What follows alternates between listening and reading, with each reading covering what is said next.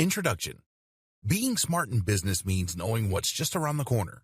It means thinking ahead and preparing for inevitable changes that will impact the way business is conducted. This is what allows a business to be resilient and to thrive in a changing environment. Digital marketing is no different. In fact, in his book, The Personal MBA, author Josh Kaufman discusses the value of counterfactual simulation. This means imagining future possibilities and then preparing for them. Let's say that you have a big business that is doing well in a specific niche. Maybe you have a company that sells a whey protein shake. The mistake that some big businesses make is to assume that they're too big to fail and to coast along as they are. But what would happen if another company came along and released a better protein shake for a fraction of the price? What if a new source of protein were to be discovered? What if a study revealed that whey protein was bad for us? Any of these things could happen and could completely shake up even the most established business. The smart company, though, will already have considered these eventualities and prepared for them. This is counterfactual simulation. It's thinking about what's just around the corner and then preparing for those possibilities. As digital marketers, that means thinking about things that could impact on the face of marketing. And one of the things that could have the biggest impact of all? Artificial intelligence.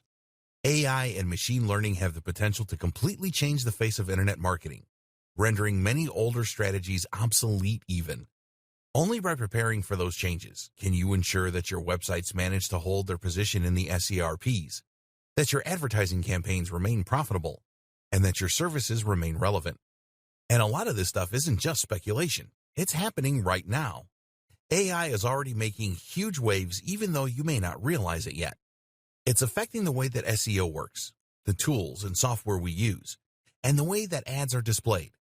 AI is able to think faster and smarter than any human, and that's especially true when it comes to internet marketing, which is a data-driven pursuit. An AI marketer can create endless amounts of content in a second, doing the work of hundreds of humans. All of that content will be perfectly catered toward the target demographic. AI will run Google. It will manage entire business models. It will run AdWords, and it will run new tools we haven't even dreamed up yet. The digital marketing singularity is just around the corner. This training will help you to prepare and explain several concepts. AI versus machine learning, how to conduct SEO now that Google is an AI-first company, chatbots, programmatic advertising, big data, RankBrain, digital assistants, data science, SQL, latent semantic indexing, and the future of internet marketing. In this training, you will gain a crystal ball with which to gaze into the future of internet marketing and to ensure that you are ready for all those changes when they come. By the end, you'll be better prepared and in a better position than 99.9% of other marketers. What is AI and machine learning? Before we go further, we should first take a look at precisely what AI and machine learning actually are. These are two related but also distinct terms which often get confused. Both will impact on marketing, but in different and unique ways. AI then is artificial intelligence. That means software and hardware designed to act and appear intelligent. Such software is capable of making meaningful choices and conducting activities that we would normally consider the domain of humans. AI comes in two broad flavors. One is weak AI, which is also known as narrow AI. Weak AI is essentially a form of AI that is designed to perform a specific job. An example of this is the self-driving car. This form of AI is capable of knowing the positions of countless cars on the road and being able to respond by steering, accelerating, braking, etc. If you were to watch a self-driving car from the outside, you might think a human were driving. In that way, it does a job that would normally be considered a human role. But at the same time, you can't speak with a self-driving car and you can't ask it how it's feeling. A self-driving car would certainly not pass the Turing test. Note, the Turing test is a test designed to measure the effectiveness of an AI. If you talk to an AI on a chat app and you don't know that it isn't human, then it is considered to have passed the Turing test. Another example of weak AI is used when creating bad guys in computer games. These use programming in order to behave in a human-like manner and to provide a challenge for the player. However, the code is only useful in the context of the video game, and so it's not about to turn into Skynet anytime soon. Weak AI might not sound as exciting, but it is being used for a huge range of extremely exciting things, from helping to treat disease to improving the economy. Conversely, the type of AI that we often see in science fiction is what we know as general AI. This is AI that doesn't just have one purpose, but that is designed to do everything that a human might be able to do. So you could play a word game with this AI, ask it how it's feeling, or get it to look up something useful. An example of a general AI is DeepMind, owned by Google. DeepMind is a company that has developed a neural network that employs general learning algorithms to learn a huge range of different skills. Many AIs, such as IBM's Watson, are actually pre-programmed. That means that they work using a kind of flowchart and will answer questions with the same answer every time. On the other hand, DeepMind is apparently able to think and respond via a convolutional neural network. Certain behaviors are reinforced and encouraged, and these will begin to become more prominent. This isn't a perfect simulation of how a human brain works. Cognitive behavioral psychology teaches us the importance of having internal dialogues and models for thinking. However, it is the closest thing we currently have to a true general intelligence. Machine learning. Machine learning, on the other hand, works differently. Machine learning utilizes huge data sets in order to gain surprising and almost frightening capabilities at times. Machine learning essentially allows a piece of software to be trained. An obvious example of this would be computer vision. Computer vision describes the ability that some machines have to understand visual information. An example is Google Lens, which can tell you what you're pointing your phone's camera at, whether that's a type of flower or a product you can buy in stores. Computer vision is necessary for self-driving cars to successfully navigate their environments and is used by apps like Snapchat, which use filters to change people's faces. How do these work? By looking at thousands and thousands of pictures of every type of object. While the machine learning algorithm will never understand what it is looking at, it can look for patterns in the data, which will then be used to identify those objects in the future. For example, it might notice that faces are typically oval in shape, with a dark patch of hair on top. It then knows that if it sees an oval shape with a dark patch at the top, it's possibly looking at a face. Machine learning has huge potential in just about every field. In the future, it can be used to diagnose diseases more accurately than a human doctor, to advise on financial decisions, to identify fraudulent bank transfers, and much more. All of this has huge potential implications for internet marketing, and that's what we'll be exploring in the following videos. Google as an AI-first company. A while ago now, Google announced that it had become an AI-first company.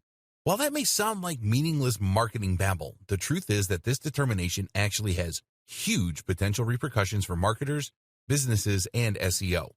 Firstly, what does Google mean by this? Meet the new, smarter Google. You might think of Google as a search-first company. The first product that Google provided was a search engine, and that is still what most of us associate with the company.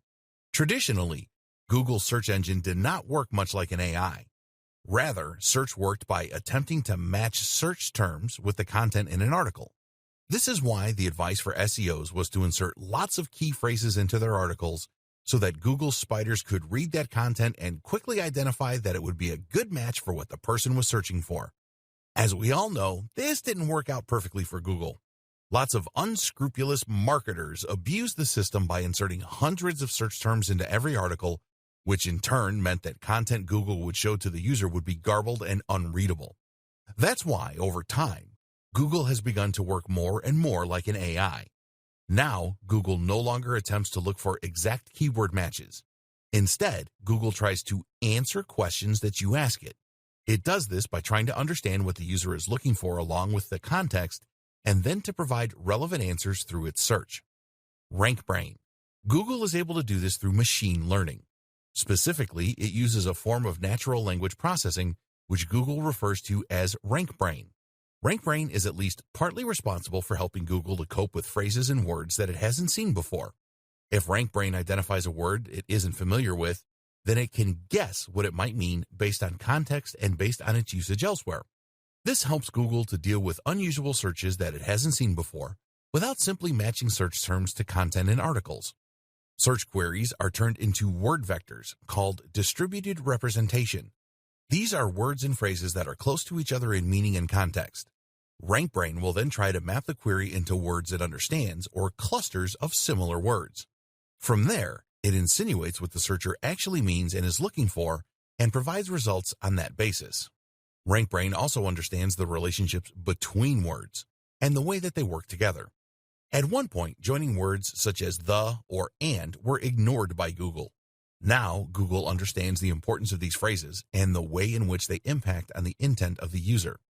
Like all the best machine learning algorithms, RankBrain attempts to improve over time and adapt to users. It can see which results get clicked the most and thereby know when it is doing well and when it is getting things wrong. As such, it is able to improve search results for any given keyword quickly through algorithmic testing, which is helping to weed out low-quality content that attempts to game the system. RankBrain works using a Tensor Processing Unit, TPU, which is an AI-specific piece of hardware stored in Google's data centers. This is a specific chip that is better able to handle the specific challenges of machine learning tasks. Google's further plans. Over the past few years, Google may have seemingly diversified. It now makes smartphones, it now makes self-driving cars, and it now makes apps like Google Lens. But at the heart of all these initiatives is some form of AI or machine learning. Google Lens uses machine learning to identify objects in a scene and allow users to that way search the real world around them. Self-driving cars, of course, are highly reliant of various forms of AI. And the Google Pixel phones? Arguably, their main focus is putting Google Assistant in everyone's pockets. And this is the real clue as to what Google is up to. Google Assistant is an AI and virtual assistant that users can use to get weather reports, to book taxis, to play music, and much more. Google Assistant uses a combination of machine learning to detect human language, for example, and AI in order to provide useful results and speak in a natural manner.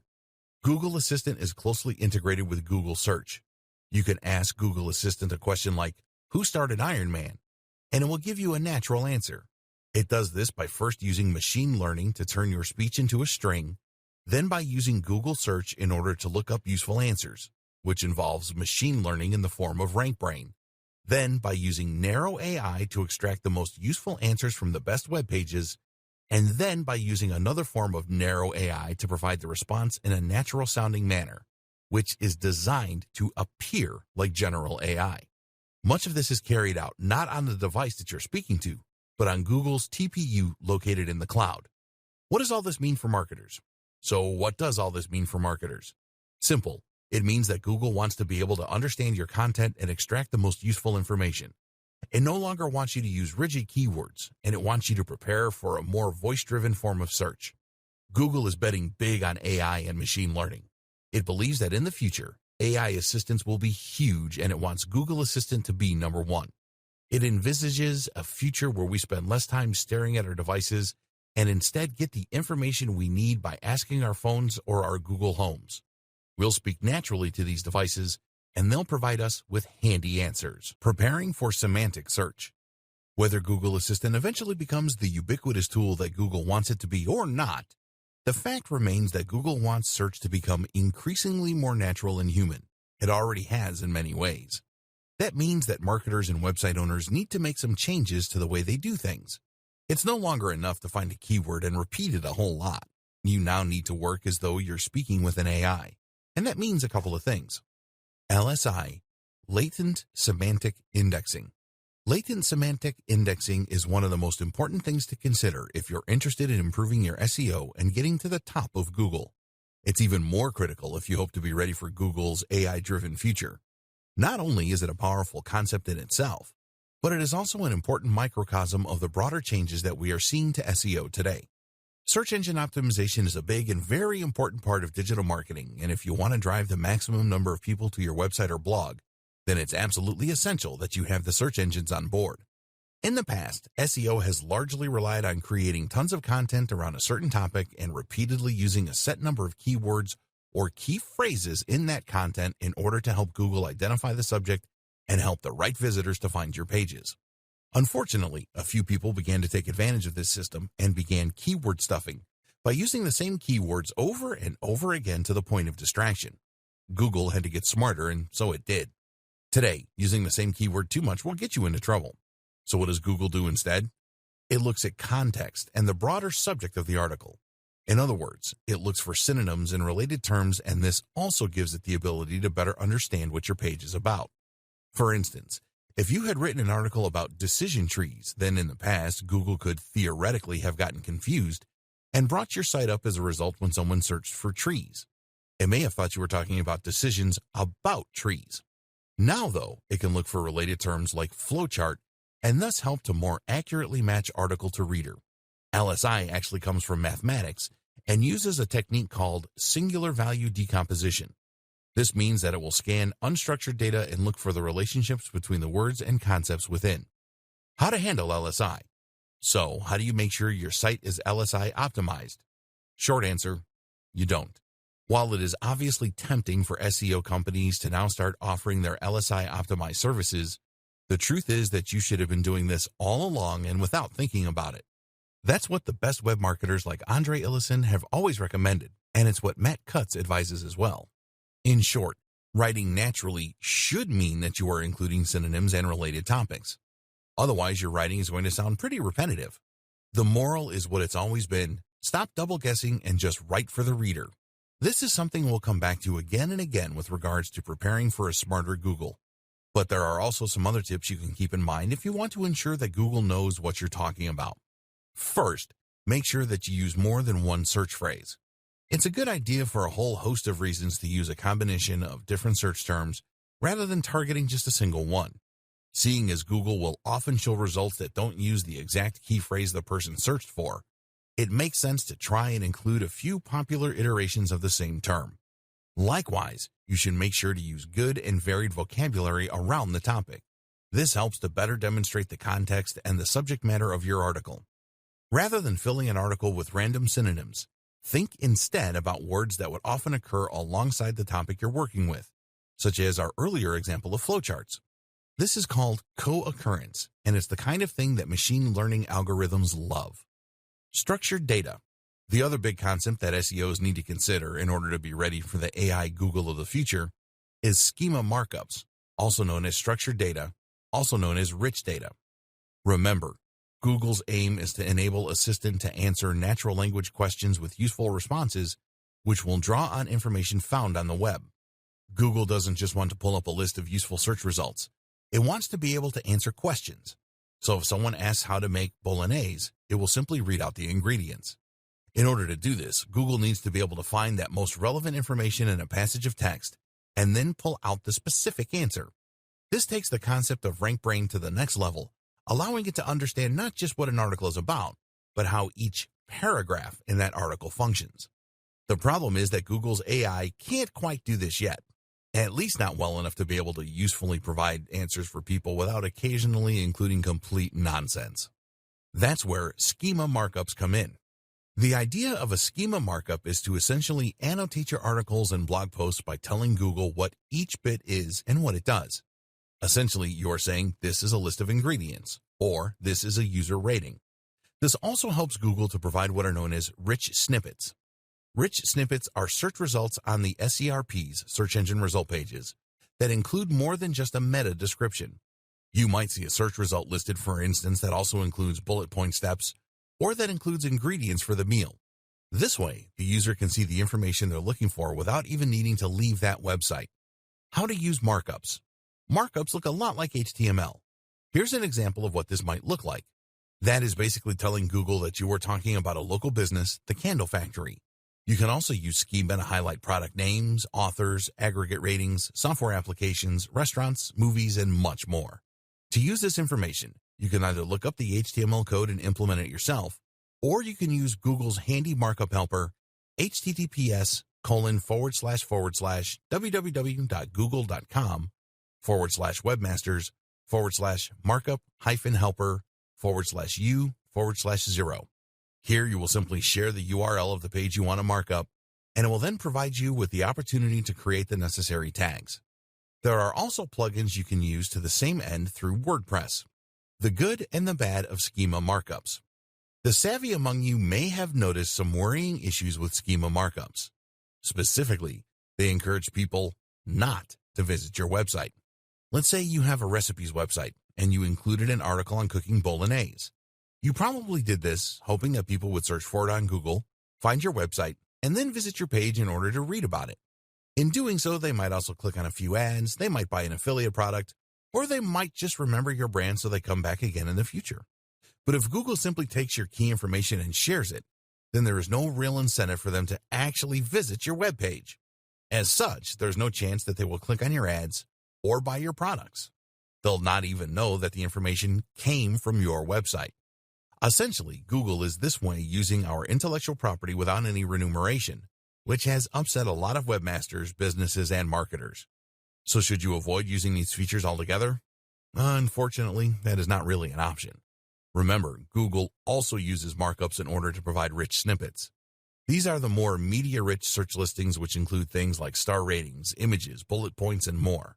These really help a web page to stand out in the SRPs and thereby ensure that more people click on that listing. And while you might not get any benefit from having Google read your ingredients out, if you don't include markup language, then it will just get that same information from one of your competitors. Google wants to use schema markups, and that means that it will likely reward those sites that do with a little SEO boost. For all those reasons, it's essential that you keep using this strategy, even though you might be giving Google free information in doing so. In the future, if more and more people talk to their Google Assistant rather than browsing the web for information, then there's a good chance Google might need to rethink its policy, lest it face a rather big backlash from content creators. Big data. You might hear the term big data thrown around a lot and not fully understand what is meant by it. In this video, you will be enlightened and learn how big data can help you and your business both now and in the future. Essentially, big data is nothing more than large data sets. These large data sets are increasingly common online, seeing as everything online is easy to measure and document. If you think about a company like Google, it has immense data sets that it works from, describing the search history of billions of users. But even a standard website that gets 1,000 visitors a day will work with huge amounts of information. A website will naturally record each of those visits and will also store data about each one, such as the country of origin and the length of time spent on the site. In a few weeks, this data will likely crash a lot of spreadsheet software. The reason that big data is featured in so many discussions is that it is very difficult to handle. Making sense of such huge amounts of information requires a lot of smart math, while simply storing and handling that kind of data requires a lot of storage and computational power. But the potential value of big data is also absolutely huge. Big data provides patterns and insights that you simply can't get by observing a few users. This is essentially how machine learning works, by looking for patterns in massive data sets. The difference is that this is being leveraged in a slightly different way. Predictive modeling. Predictive modeling is a process that involves data mining and probability to forecast potential future outcomes. A model is created using a number of predictors. Predictors are variables that are thought to influence future results. Once data is collected for these predictors, a statistical model can be created. That might use a simple linear equation, or it might use complex neural networks. Either way, statistical analysis can then be used in order to make predictions about how things are likely to go in the future. With regards to marketing, this can help provide better customer insights, better lead scoring, campaign nurturing, upselling and cross-selling, personalized product recommendations, and more. Amazon is an example of a site that uses big data in order to provide personalized product recommendations. Amazon doesn't just use a database of items grouped together, which would be almost impossible to maintain, but rather generates data automatically from every single transaction and sale, and then looks for patterns. It will see what products tend to be bought together, there's that co-occurrence again, and can therefore use this information to show items that it thinks a user might want to buy next. Likewise, when it comes to lead scoring, big data can be immensely useful. Lead scoring means understanding which leads are likely ready to purchase and which are not. This is immensely useful information for companies that might want to send sales letters to the cross-section of their mailing list that they think will actually buy from them, rather than being put off by the amount of sales material they're receiving. Amnesty International uses segmentation and predictive modeling techniques in order to better identify the right groups to market toward. By collecting data and then looking at what that data reveals about the kinds of people who donate, Amnesty International knows who it should be targeting with its ads, how much they are likely to spend, and how they're likely to do it. Any charity can benefit from this kind of data analysis, as can any business. Collecting big data. If you want to start collecting data for your business, there are a wide number of plugins and tools you can use to do so. You should find that a lot of tools, such as Google Analytics, will allow you to export massive amounts of data in order to work on. You can then choose to use this information yourself or outsource it to a data science organization that can use that information to provide valuable, useful insights. Another good idea to prepare yourself for the future is to allow users to create profiles. By doing this, you can collect much more data on individual users and in future provide better recommendations on an individual basis too. This is something that stores have been doing for decades with loyalty cards. But of course, the digital nature of selling online creates even more potential opportunities. Computer vision. As mentioned, computer vision is the ability for machines and computers to see by learning from huge data sets and machine learning. By observing countless images, a machine can learn to identify images in an object or to navigate an environment without crashing into things. What does this mean for the future of SEO? One big thing, and one thing that you should make sure that you are ready for, is that Google will likely start paying more attention to images on websites. Traditionally, we've been told to avoid using images for things like site names. Why? Because Google can't read an image, and therefore we won't get any SEO benefit from that. But Google does have software that can read text from an image. This is called OCR, Optical Character Recognition. And if you want to see just how good it is, try pointing Google Translate at a foreign language and see it appear in your native tongue in real time. If Google can do this, then it's only a matter of time before it starts reading the text in your images to see if they back up the niche and key phrase that you are targeting with your website. Likewise, seeing as facial recognition is already a big deal when it comes to security and Facebook, it is probably only a matter of time before Google starts using that too. For example, if you write a blog post about Sylvester Stallone, Google might someday look not only at your content, but also at the photos on your page in order to see if there are pictures of Stallone there.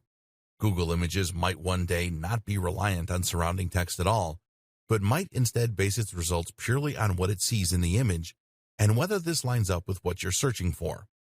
Issues like image quality are also likely to play a big role in the future. Google might opt not to recommend your web page if it thinks the imagery on there is poorly chosen and out of place. So what can you do to prepare? For now, the closest thing to communicating with Google via images is the use of markup language and/or file names and alt tags. Using alt tags to describe images can help Google to know what they represent and therefore to better decide if your site is relevant for a particular user. Meanwhile, make sure that all the imagery you are using is relevant and high quality. Advertising. At its core, machine learning is about evolving. It's about getting more and more data to the point that it can make more accurate assertions. While face detection in images might start out poor, the system evolves and learns to the point where it becomes more accurate than a human. Imagine if you could turn that power to advertising. Imagine if you could show precisely right advertisements to precisely the right people at precisely the right times. Imagine if your advertising campaign evolved to get more and more specific, so that an increasingly large number of viewers clicked on the ads and bought your products. The longer the campaign ran, the more your profits would increase and the less you'd spend on ineffectual ads. That is precisely how programmatic advertising works, and you can start using it right now. What is programmatic advertising? Programmatic advertising campaigns allow marketers to buy native ads on a variety of publisher sites while using smart algorithms to ensure that they are targeting the right viewers at the right times, all while remaining within budget thanks to a bidding system that allows them to compete for impressions with other advertisers. In short, these campaigns give the precision and quality of native advertising, like banner ads, while at the same time allowing for the control, adaptability, and precision that you would get with a PPC campaign. The net result is ads appearing on the sites of carefully selected publishers, but only when and if they are likely to yield the best results. Programmatic advertising uses a complex algorithm in order to identify your business's ideal customer and then to figure out where they are likely to appear on the web. It will then show the ads in those places and then utilize a learning algorithm. Instead of going from one publisher to another discussing rates, you allow a bot to do all the work for you. More importantly, though, this means that you won't waste money on an ad slot that no one looks at. Your ads will be chosen and honed by a smart algorithm, and the result will be that they get higher CTRs from the right targeted customers. RTB. This is how programmatic buying is different from other PPC or just buying a banner ad on your favorite news site. Giving you further control, meanwhile, is the option to use RTB or real-time bidding. What RTB essentially means is that you are automatically entering into a bidding war each time a page loads based on your predefined budget. These bidding wars allow your ads to compete with other advertisers around a large selection of different websites that all cater to the specific demographics and context that you have chosen. In other words, You will define that you want to target sports sites catering to an audience of males in their 20s to 40s, and from there, your ads will appear across a selection of those websites, which you can still curate in some cases if you wish, based on the outcome of each little bid. This allows you to target your audience across a range of different sites and to avoid paying too much to do so. On the other hand, direct buying is essentially a bulk order of impressions from a specific website or websites such as ESPN. You can still filter your impressions by a range of factors such as location or browser, but essentially you will be targeting a specific site and securing a place on that precise spot. Direct buying is effectively a little more like advertising with a banner ad, while RTB is a little closer to the PPC model. Here you bid for spots across a range of websites, while still having a little more control. Deciding what will work best for you will depend on a number of factors. For instance, your budget is going to come into play, as direct buying tends to be more expensive because lower CPIs won't have as many opportunities to appear. It's also worth considering that RTB gives you more flexibility, more data, and more control. You can identify which sites are working best for you, at which times, and for which viewers, and then you can further tailor your approach accordingly. On the other hand, though, if you bid too low using RTB, then you risk your ads not appearing at all. This is in direct contrast to direct buys, which essentially guarantee you your ad spot and that you will eventually be certain to get that number of impressions. This is useful for a company with more concrete goals and a fixed timescale. Likewise, with direct buying, you will be able to more tightly control where your advertising appears and forge a closer relationship between your brand and that of the publisher. So different approaches will work for different marketers and for different purposes. Your job is to decide which works best for you, and the best way to do that may be to dip your toe in and try them out for yourself. How to be more successful with programmatic buying. Programmatic advertising has very quickly risen to prominence in the online marketing industry and is an important new tool for any business that wants to reach a bigger audience. That said, though, even the best programmatic tools are only as effective as the people controlling them, so before you get ahead of yourself, consider these 4 crucial tips to ensure your success. Don't forget the creative component. No matter how well targeted your ads are or how smart your campaign is in terms of exposure, if you haven't invested in the creative aspect, then those ads are going to fall flat. Design your ads well and test to see which designs work best. Likewise, think about your brand identity and how you can strengthen this even through ads that don't get clicked. Choose a programmatic partner who can help you with this aspect. Consider audience and context. Before choosing which publishers to work with, you need to look at the audience they are attracting as well as the context. The ideal partner will be a site that writes about topics related to yours and targets the precise same demographic you are. In some cases, though, you won't be able to find both, and thus you will need to select publishers that provide the best balance. And don't be tempted to ignore context in these situations, because studies show that the same person is far more likely to click on an ad for golf clubs when they are on a golfing website compared with a news site. More to the point, someone who wants a wedding dress is only going to want that wedding dress during a particular time in their life, and this really demonstrates the importance of context. Be willing to spend to begin with. The beauty of programmatic advertising is that you can directly manage your spending in real time to ensure you get the maximum exposure whatever your budget. However, it is highly recommended that you start out with a higher spending limit than you intend to continue with, as this will enable you to more quickly identify what works and what doesn't.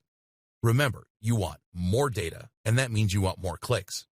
As you tweak your campaign in response to stats and ROI, you will get closer and closer to the optimum setup, but if you don't spend the money up front, then you won't be able to tell if your campaign is working because you won't win enough bids. Spend a little up front, and you'll save money in the long run once you settle into your groove. Make sure your ads fit in. The downside of any automated advertising campaign is that you can lose that personal touch. The benefits that come from working with a publisher to develop an advertising campaign that matches the tone and appearance of their overall site, and that they will help to promote throughout their content. Unfortunately, native advertising is difficult to scale, which is why so many automatic platforms are popular. To be successful with programmatic advertising, this is something you need to consider. Your ad is targeting the right people, on the right devices, in the right context.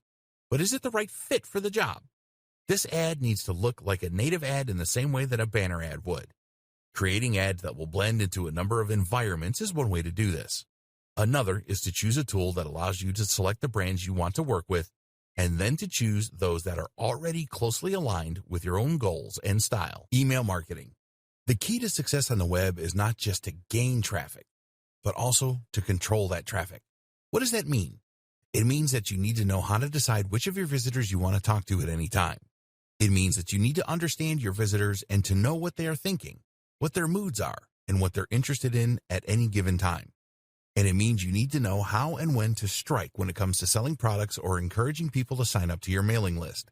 This is a theme we've seen come up time and again with machine learning and AI, and email marketing is no different. You can do all this by building a mailing list and then segmenting that list. First, let's go over the basics of email marketing again for those that aren't familiar. Email marketing is, of course, the process of marketing via email. In other words, this means you're going to be building a big list, a collection of emails, and you'll do this by asking visitors to your site to share their contact details when they land on your homepage. This, in turn, requires an autoresponder.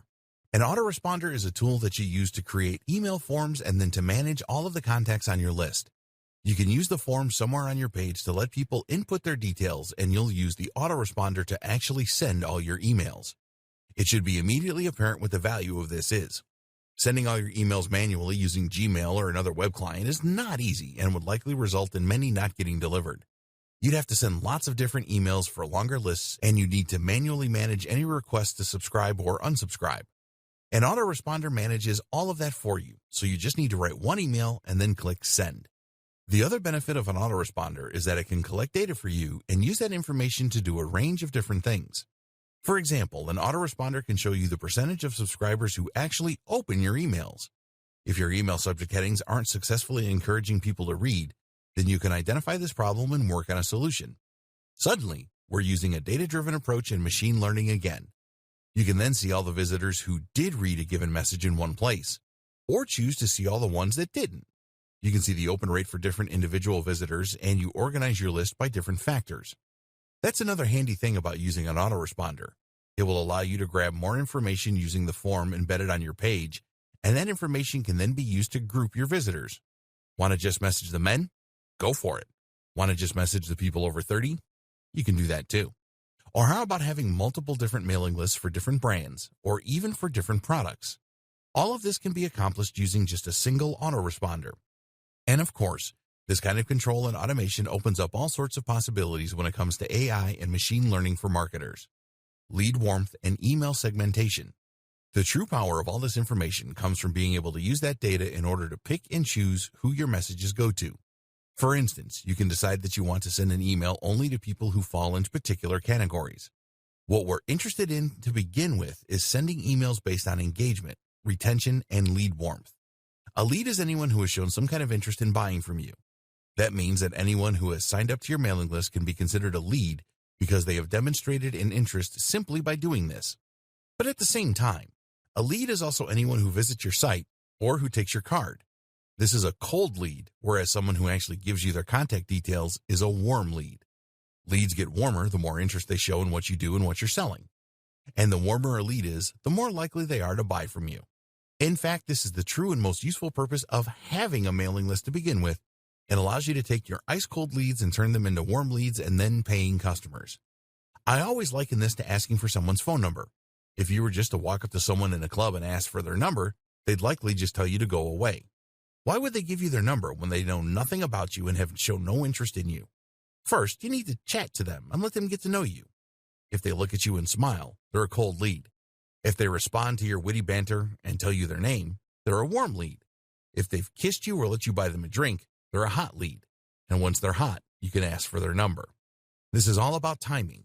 Time this wrong, and they're not going to give you their number because you haven't laid the groundwork. The exact same thing is true with internet marketing. If someone visits your site and you tell them right away to buy your product, they won't. Why would they? You haven't given them any reason to trust you. You haven't told them anything about you. They don't know much about the product. Ask them to hand over their email after a few blog posts, though, and you can gently start to increase engagement. This is then when you wow them with all your information and all your knowledge. You entertain them a little, and you let them get to know you. If they don't open your emails, that's the equivalent of giving you the cold shoulder. That's like the girl or guy in the club that isn't laughing at your jokes and keeps looking away. If you try and sell to them now, you become spam and you get deleted. And they never return to your website. But if they open your emails, you know you're in with a shot. That means you can then send them some more information about your products and get them excited for your product launch. If during that they still keep opening your emails, then you know you've got an even better chance of success. If you now try and sell to them, there's a much better chance they'll buy from you. Using email segmentation, you can do exactly that. You can see which of your visitors are actually opening your emails, are actually clicking your links, and are scrolling down to the bottom. In fact, using cookies, it is even possible to see which of those visitors has been to your website and looked at your products. You can see who has hovered on your products and been tempted to click buy. Email segmentation combined with machine learning. If you have been paying close attention, then you might already have figured out where this is going. Remember when we discussed big data? We said that you could use predictive analytics in order to better rate leads. This is where things could get really interesting for the autoresponders of the future. Imagine if your autoresponder not only segmented your audience and looked at the open rates and engagement, but if it could look for trends across huge data sets. In other words, what if your autoresponder recorded every single person who bought from you and assessed what actions they usually took first? This would allow that machine learning algorithm to better spot when a user is behaving like someone ready to buy and to send them a message tailored to encourage that purchase. This could be combined with smart recommendations in order to improve their likelihood of buying even more. This is already being used by some big brands, so it's only a matter of time until more of us get access to this same amount of precision. Tips marketers can follow now. For any of that to work, you also need to make sure that people are signing up to your mailing list in the first place. Again, this will help us to prepare for the AI-powered future. There are a few ways you can encourage this. Firstly, make sure that you show your mailing list wherever you can. At the very least, that should mean that your mailing list is shown at the bottom of your post. At the same time, though, you can also place this in the sidebar so that your list is visible on every page of your site. Another tip is to make sure that you draw attention to it. A mistake a lot of people make is to create their mailing list and then just hope that people see it. Far more effective is to occasionally tell people about it and to explain in your post why it's a good opportunity and why people should be excited to sign up. Here's the thing, though, you should always be honest. The aim of a mailing list is not to grow it as much as you possibly can. Instead, the aim is to grow it as much as you can with only highly targeted visitors. If your visitors have no interest in what you're offering through your list, then you will just frustrate them and effectively be spamming. Chatbots. Chatbots are an increasingly popular tool for marketers, business owners, and webmasters. So what is a chatbot? Essentially, a chatbot is a minuscule AI that will normally live on a website and will which then be able to answer questions and engage in basic conversation. Very often, chatbots are used in customer service. This way, a website can answer commonly asked questions and significantly lighten the load on its customer service team. The company can provide the support it wants to for its buyers without spending a huge amount on extra members of staff and call centers. But a chatbot can be much more than just customer support. Chatbots are just as effective in marketing and can be extremely effective at increasing sales and profits. Chatbots are particularly effective at kickstarting a sales process by welcoming visitors to a website and asking them what they're looking for. Instead of relying on UX to try and guide the visitor to the right part of the page, a chatbot can instead simply ask what they are hoping to buy and then take them to that page. What's more is that it can provide useful recommendations, perhaps informed by previous buying history, and it can reduce any concerns that users might have. Chatbots can even get information from customers by asking them their budget or what it is they're looking for. Even if they don't buy, you now understand their intent, and you can use this information to hone your marketing strategy further. Some pundits argue that in the next few years, 85% of business might be done through chatbots. So how can you get started? 80% of businesses say they want chatbots in place by 2020. Facebook chatbots. One option is to invest in a Facebook chatbot. There are plenty of sites and services online that will sell these for you. Facebook Messenger is a new frontier for a lot of small businesses. While it has crept under the radar for many marketers, the numbers speak for themselves. Facebook Messenger is currently used by over 1.2 billion people. That's 11% of the entire human population. And what makes Messenger even more powerful is that it can be embedded into your website. Over 20 million pages use messaging, and that number is growing. This provides a very simple and easy way to communicate with your visitors, to answer their queries, and to help convert traffic into sales.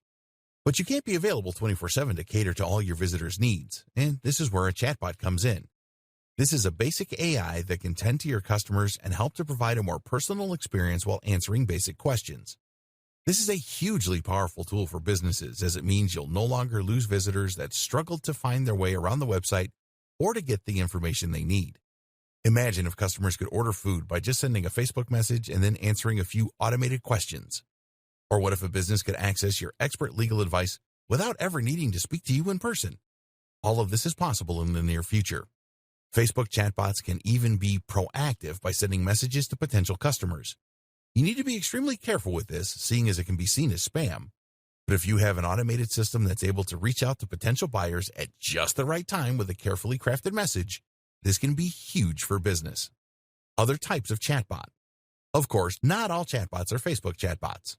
There are many other ways to implement chatbots into a website, from creating them from scratch using homemade software, to using them to respond to emails or SMS. Developing your AI skills using SQL. If you want to ensure you aren't left behind by developments in AI and machine learning, then it may pay to learn relevant skills that you can use to implement your own strategies. At least by understanding the tools used in AI and machine learning, you will be able to navigate these new horizons and make smarter decisions for your business. One of the key concepts to understand then is SQL. SQL stands for Structured Query Language and is a declarative language that is used to store and retrieve information from a database. If that sounds like gobbledygook, it basically provides a set of commands you can use to manipulate large data sets. SQL is crucial for data science and machine learning. It takes a number of forms, such as MySQL, SQL Server, and SQLite. Each uses a slightly different dialect to achieve the same thing: interact with relational databases. Relational databases consist of numerous tables like you see in Excel, with columns and rows. So if you had a lot of visitors to your website, you might fill out their data across rows such as name, age, contact details, etc. Pull out any given visitor, and it will bring their details up so that you're ready to call them and market to them. SQL then allows you to do things like creating whole new tables or inserting new rows, columns, or cells. You can do this with simple commands like create table and insert into. To make a new database, you first need to use a command to make it, and from there, you can then begin inserting tables like so. One of the most powerful commands is something called select, which allows you to retrieve information across one or more tables. For instance, you can use this to get the details of anyone over a certain age, like so. Group by is a command that lets you group results according to certain conditions. Cursors let us move through sets of data and make changes. While this all might seem quite simple, combined with huge amounts of data, these simple commands can yield fascinating results and be extremely useful in informing future decisions. This is essential how machine learning works. And if you ever want to work as a data scientist to employ big data solutions or machine learning applications, this is what you will need to know: how to future-proof your marketing. Over the course of this training, we've examined a large number of different types of AI and machine learning in the context of digital marketing. The objective of all this has been to help you better prepare for the future. You know that you should start collecting as much data as possible right now, that you need to add schema markups to your site, that you should be using LSI, that you could benefit from a chatbot. You even know a little bit about SQL, just in case you ever decide to get involved behind the scenes. But in all likelihood, all of this is going to change a lot more before it enters the scene, and we can't really anticipate just how its impact will be felt. There are huge waves making their way through internet marketing, and the power of AI can't really be understated. Imagine, for instance, what will happen once AI that can write high-quality content becomes commonplace and commercially available. This technology already exists. AI that can write nearly as well as a human. But when it is allowed to cut loose on the web, it could potentially flood the internet with new enough content to double or triple its size in a matter of days. How will we know what's written by a human and what's not? What about when AI can create realistic-looking images? We've already seen the power of deep fakes. How will we know what's real and what's not? We can't really prepare for these scenarios because we don't know how they will play out.